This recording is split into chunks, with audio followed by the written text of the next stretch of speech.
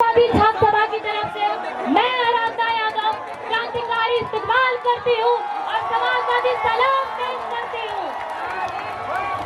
साथियों, मैं आजमगढ़ के उस इलाके से आती हूँ जहाँ आज भी महिलाओं का घर से बाहर निकलना, दिल्ली आना और किसी यूनिवर्सिटी में पढ़ना एक सपने की तरह है।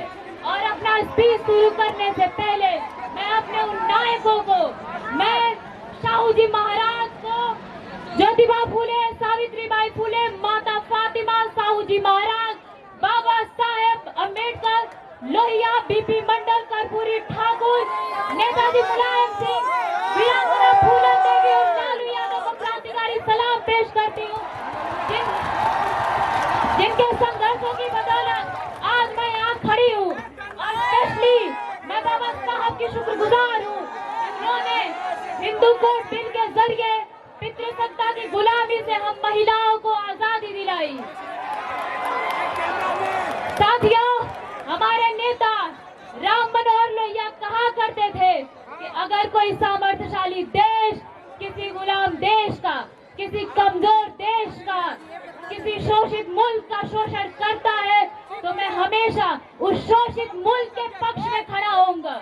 और उन्हीं से प्रेरणा लेते हुए मैं आज इस मंच से फिलिस्तीन में अपनी जमीन और अपनी अस्मिता के लिए संघर्ष कर रही उस आवाम को, यहाँ की महिलाओं को, वहाँ के बच्चों को इस मंच का समर्थन देती हूँ और फिलिस्तीनियों से कहना चाहती हूँ कि तुम इसी तरह संघर्ष करते रहना, गुलामी कभी कबूल मत करना, क्योंकि हम भारतीयों ने गुलामी को देखा है, गुलामी को जाना है और हम जानते हैं कि आजादी की कीमत क्या होती है और आजादी की कीमत हमसे बेहतर कोई नहीं जान सकता।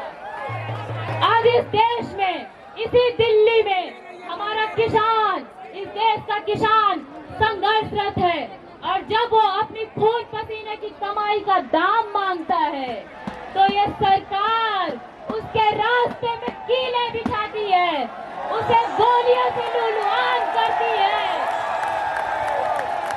और एक गरीब किसान की बेटी होने के नाते मैं इस मंच से उन किसानों को अपना समर्थन पेश करती हूँ और उन संगीन नफरती चिंटुओं से कहना चाहती हूँ जो सुबह 5 मिनट उठकर गमले में पानी देते हैं, जिन्होंने कभी खेती नहीं की, वो हम खेतीहर समाज को सिखाते हैं कि कौन असली किसान है और कौन नकली किसान है। अरे जिनकी सात पुश्तों ने हल्की मूठ नहीं पकड़ी, वो क्या हमें बताएंगे कि कौन असली किसान है और कौन नकली किसान है। दोस्तों, आज मणिपुर के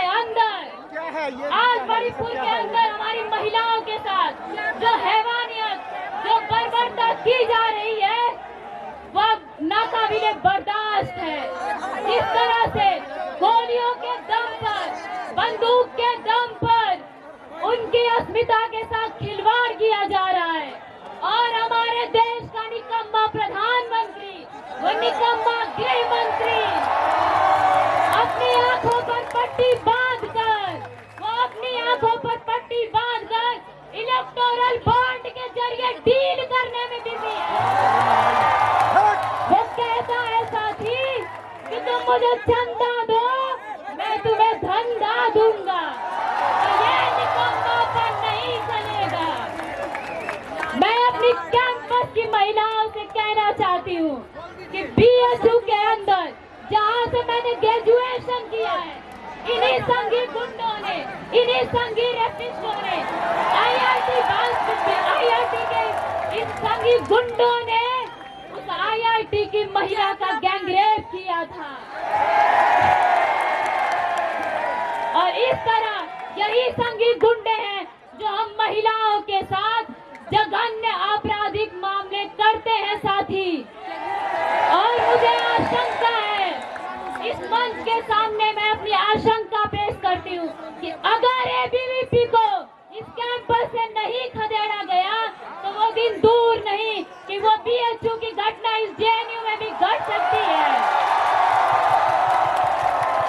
साथियों, इस कैंपस में संघ का एक बगल बच्चा संगठन है जो कि हम खून से तिलक करेंगे और गोलियों से आरती।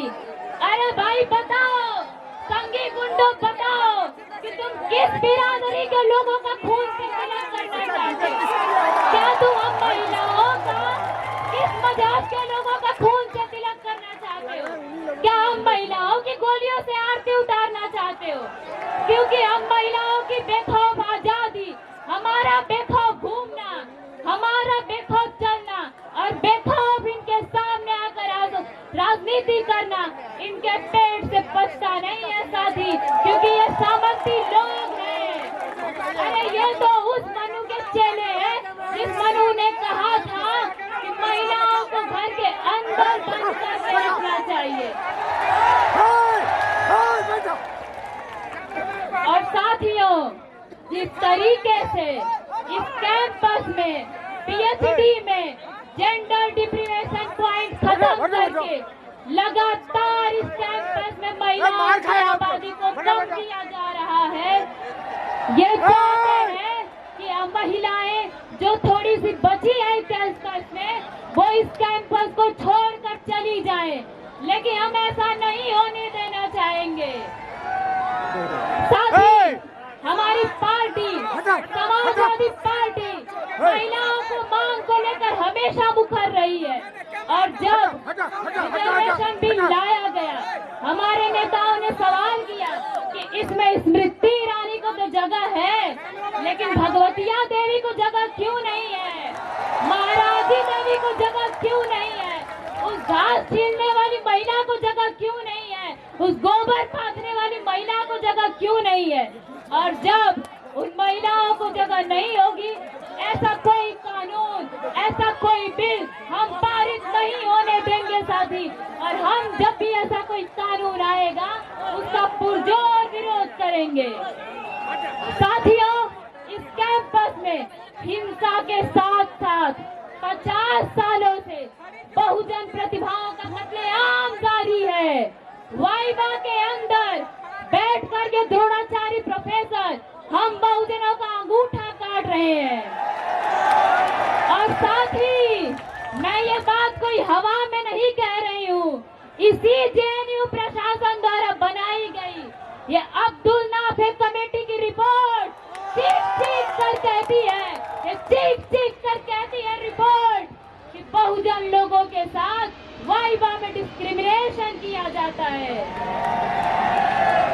बताइए साथी, ऐसे में हम पीडीए के लोगों का, पिछड़ा, दलित, आदिवासी, अल्पसंख्यक महिलाओं का पीएचडी कौन कराएगा? कौन दाखिला लेगा हमारा साथी? साथियों, पार्लियामेंट और डीओपीटी का डाटा कहता है कि 2019 से पहले विश्वविद्यालयों में ओबीसी प्रोफेसरों की संख्या 0 थी, 0। और पिछले 70 सालों में देश के विश्वविद्यालय में कैसी थोथी प्रगतिशीलता और कैसा थोथा राष्ट्रवाद का खेल चल रहा था कि जो 90% आबादी है उसको 10% भागीदारी मिली है। कैसी प्रगतिशीलता थी साथी? आप बताइए साथी कि ओबीसी, दलित, आदिवासियों को पीएचडी कौन करवाएगा? हमारे लोग AC, EC, HOD, tin, VC कैसे बनेंगे साथी? इसका जवाब दीजिए और आप तय करिए कि गलती किसकी है, गुनहगार किसका है। हम बहुजनों का आखिर वो गुनहगार कौन है जिसने हमें 70 सालों से रोका किसी विश्वविद्यालय की दहलीज पार करने में? आप बताइए और आज तय कीजिए साथी। और साथियों, 1970 से यह कैंपस लाल था, और वो लाल का दावा करने वाले बताएं कि 2007 से 2016 तक इस कैंपस में ओबीसी, दलित, आदिवासियों को नॉट फाउंड सुटेबल क्यों किया गया था? साथ ही ये कहते थे कि बहुजन अवेलेबल ही नहीं है। अरे जब हम अवेलेबल हुए तो ये कहते थे कि बहुजन एलिजिबल ही नहीं है। जब पढ़ लिख कर हम एलिजिबल हुए तो ये कहते हैं कि बहुजन सुटेबल ही नहीं है। ये कैसा घिनौना मजाक कर रहे थे आप हमारे साथ, कैसी थोड़ी प्रगतिशीलता थी आपकी। अरे आप हर बार कपड़ा बदल के आते हैं, लेकिन अंदर से आप वही सामंती हैं जो बहुजनों का अंगूठा काटते हैं। आप वही द्रोणाचार्य हैं साथी, जो हमें एनएफएस कर देते हैं। और साथी, मैं जिस स्कूल से हूँ, जिस सेंटर से हूँ, सेंटर ऑफ इंडियन लैंग्वेजेस में अभी हाल ही में एक ओबीसी प्रोफेसर की सीट एनएफएस की गई है। और बड़े शर्म की बात है, बड़े शर्म की बात है साथी कि इंटरव्यू देने में जेएनयू का पीएचडी होल्डर शामिल था। बताइए कि जेएनयू का पीएचडी किया हुआ व्यक्ति जेएनयू में ही प्रोफेसर बनने के लिए सुटेबल नहीं है, तो वो एलिजिबिलिटी का क्राइटेरिया क्या है? क्या संघ में जाके लाठी बाजना एलिजिबिलिटी का क्राइटेरिया है? Speaker please address to the chair. साथियों, सबसे ज्यादा दयनीय स्थिति इस कैंपस में माइनॉरिटीज की है। सबने माइनॉरिटीज को वोट बैंक की तरह प्रयोग किया है, लेकिन किसी ने उनकी भागीदारी सुनिश्चित नहीं की है। हमारी पार्टी ने उत्तर प्रदेश में सबसे ज्यादा अधिकार माइनॉरिटीज को दिया है, उनकी भागीदारी सुनिश्चित की है। और अपनी पार्टी के नक्शे कदम पर चलते हुए हम इस कैंपस में माइनॉरिटीज के लिए इस मंच से माइनॉरिटी रिजर्वेशन और माइनॉरिटी डिप्रोशन पॉइंट की मांग करते हैं। और जो साथी, जो ओबीसी साथी आज डिबेट को सुन रहे हैं, मैं उन्हें बता देना चाहती हूँ कि 2007 में जब मंडल 2 लागू हुआ तो मिनिस्ट्री ने ओबीसी हॉस्टल बनाने के लिए please wind up your speech, your time is over. Speaker please wind up your speech, your time is over. Speaker please wind up your speech, your time is over. Speaker please wind up your speech.